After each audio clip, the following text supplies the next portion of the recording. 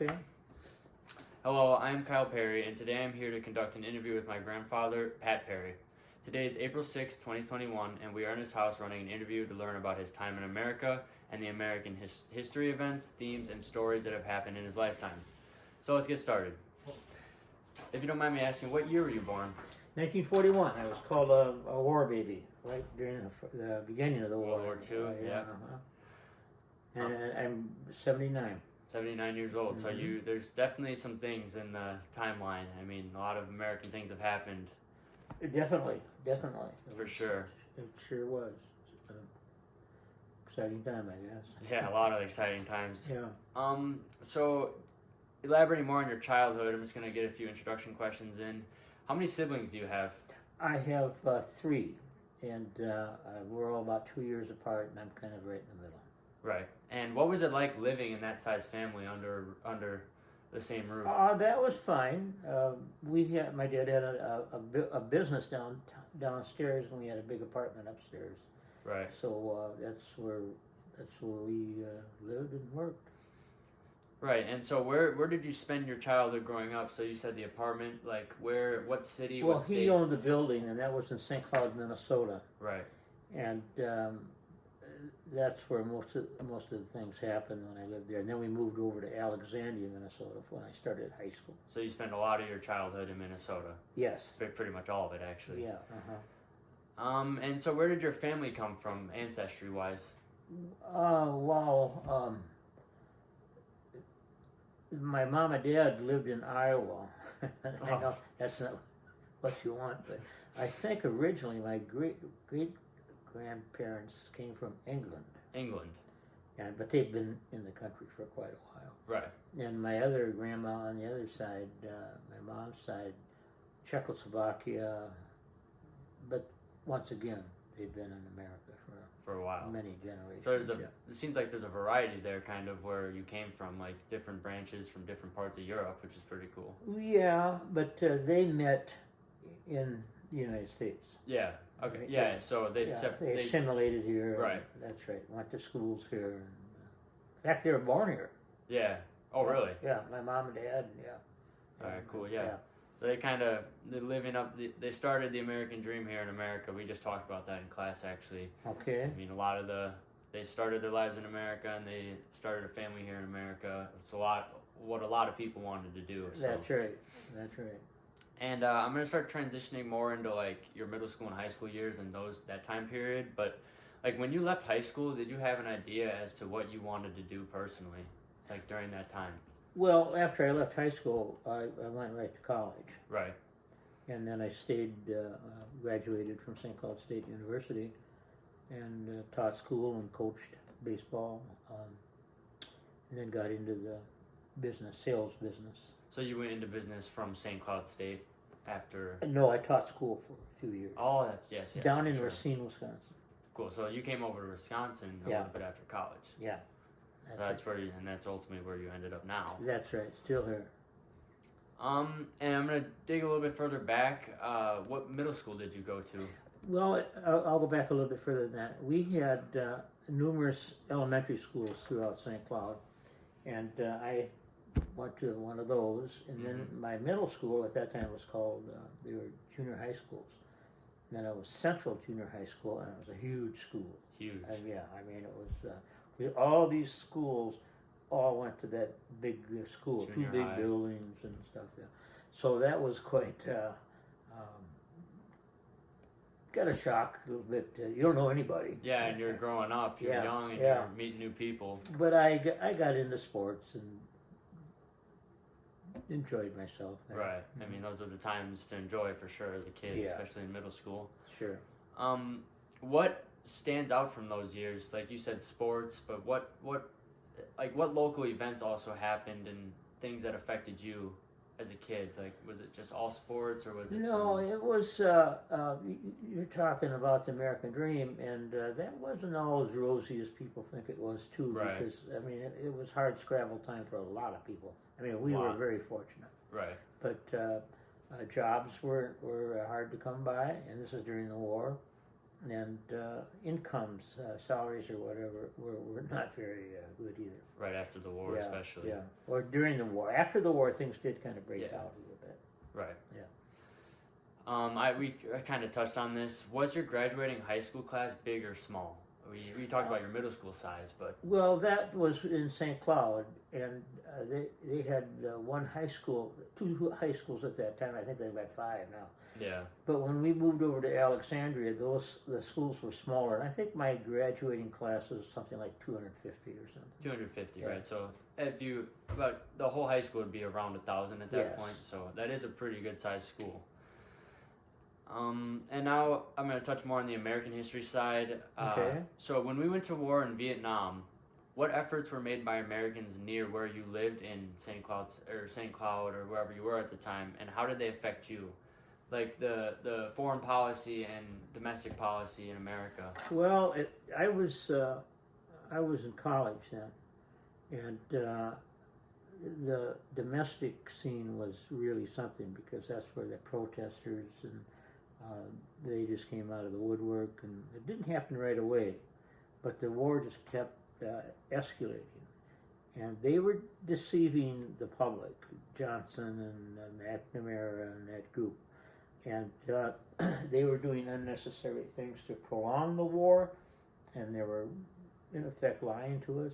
And there were 700,000 American boys were killed over there. So I mean, In Vietnam. yeah, Yeah. it was quite a sacrifice. No, I'm sorry, that was World War II. Oh, okay. Yeah.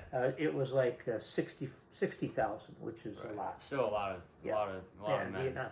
But it was just the protesting. It was just a shock to everybody. I mean, what they would do, and not as bad as today. Right. This looting Things that's that- going yeah. on out there in Portland and Seattle and Minneapolis. That's beyond the pale. But what went on out back there was we just weren't used to that. But St. Cloud wasn't any different than any other school or university, but it did have a bit of a reputation for being a bit of a party school. Right. But you had to keep your grades to stay in school.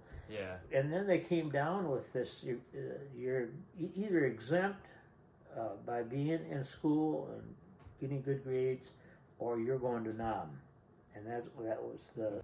So we were talking about. You said if you were to fail college at St. Cloud, it was a threat to go to Nam, which would be It Vietnam. was Right? held over your head, and they meant it because they needed. There was no draft then. I don't think. Yeah, there was a draft. Nixon dissolved the draft, and they went by by numbers and stuff. But yes, you were drafted coming right out of school, because if you were draft age and you were married or something, that would be different too. Those are called exemptions. Right. And if you were in college and doing successful work, you were exempt From there also. being So, drafted. and that's when I was telling you earlier that why you could tell the whole atmosphere changed to one of seriousness, because these kids that are on the cusp, and there are always some of those, Yeah. and they're gone tomorrow, or they're gone to now. I mean, Yeah. their draft board has to be informed that you're not in school anymore. Yeah. So that was one thing that you could just see things were getting more tense, and Even in the younger people, like the future of America, like the college age kids. I mean, that's a very big generation at that time. very much so. And those were a lot of the protesters too. Yeah, for sure. So I'm going to shift it to another war that was after World War II, and it was the Cold War. So when the Cold War started, that was very shortly after World War II, were you personally concerned about a third world war? Like when everything started to break out, I know you're kind of young, but like... No, I was, but absolutely everybody was, because that's all you heard about was the Red Scare, and Yeah. And also nuclear weapons had been used after World War II to end it. Truman did it, so we know those things are out there. And no, it was a real threat. You're right about me being young and away from this, but you hear it on the radio and the TV, and everything is just it's out there. So yeah. And when you were in school, did you have to do bomb shelter drills? Yeah, there were some of those. You'd have to you'd watch out for the big bright light that meant an atomic bomb went off Like in or the something. sky or Just anywhere. oh, I mean, just that's just like that. Okay, And yeah. then you would kneel over by a wall, get your head down. I can barely remember that, but Yeah. that was. It was a thing, which is kind of crazy to think about. Well, preparation's never too bad, but the other one was they started building these bomb shelters, Oh yeah. Mhm. and well, we never got involved with that. Yeah. And so, I mean, who's going to go live in them? Are your neighbors? Are you going to leave them out? I mean, it really got to be a social thing too, you know. So, but anyway, yes, people were aware and they were concerned. For sure, yeah, Mhm. and that was definitely a big part that we just talked about in class. Did you? The bomb shelters Yeah. and the atomic drills, like in schools, getting under desks. We talk about in Yes, specific. yep. So Well, before that, they had what they came into were those international intercontinental delivery systems, so they could Right. deliver an atomic Oh, bomb wow. from Russia, or over the top is where they would go. Yeah. Over by Alaska. But so yeah, that made it realistic. It really did. also connecting to atomic bombs and nuclear activity. Describe the concern when the Cuban Missile Crisis took place. What were you and what was America thinking at the time? Well, again, I was in school, college, and I remember Kennedy coming on TV and explaining the Bay of Pigs. And yeah, that was another concern because the Soviets, they were on their way with Yeah. their ships, and there was some reconnaissance from planes up above over Cuba, and they said they were setting up soccer fields. And somebody said in the press conference or whatever, what's the significance of that? Yeah, He said Cubans don't play soccer; they play baseball. yeah. So the Ruskies are here. Oh wow, that's pretty direct. Yeah, that was kind of funny. But anyway, yeah. Well, everybody was kind of scared about that, but it was so embarrassing too. Yeah, They just blew it. They didn't have the air cover. I mean, it was just a shame. really bad on Yeah. America's part. Yeah, and they were waiting for it, so they had some intelligence. Yeah. I was just about to elaborate on the Bay of Pigs invasion.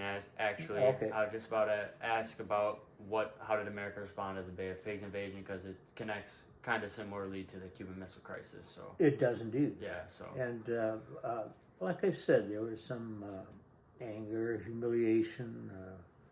You know, what are you thinking of, really? I mean, go Yeah. back and invade Cuba. yeah, But no, that was the Bay of Pigs. That was the area that they landed the boats and ships there. hmm But they were meeting. They were waiting for us there. they were there. Yeah. Yeah, they were ready. Another fiasco. Yeah. This is more general about American history, and like this is really big in our days now, like the development. When cars and automobiles were developing and in a huge advancement, what type of cars were most popular, and what car did your family have? Well, during the 50s, most of the 60s, the big three American auto companies dominated. Dominated? Yeah, Ford Motor, General Motors, and Chrysler Corporation. Right. There were no foreign cars to speak of. Not in America at this point. No. And they weren't much competition at that time.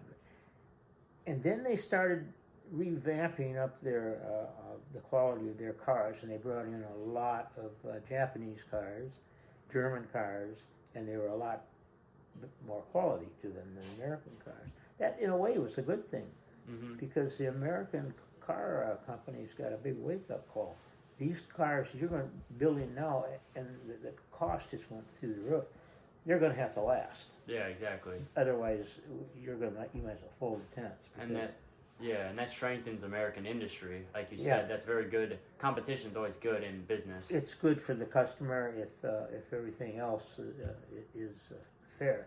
But they did. They went back to drawing boards and they made better cars. And a lot of times during the 60s and 70s, a lot of American cars got bad rap, but they were decent automobiles. Yeah, for sure. And today they're every bit as good.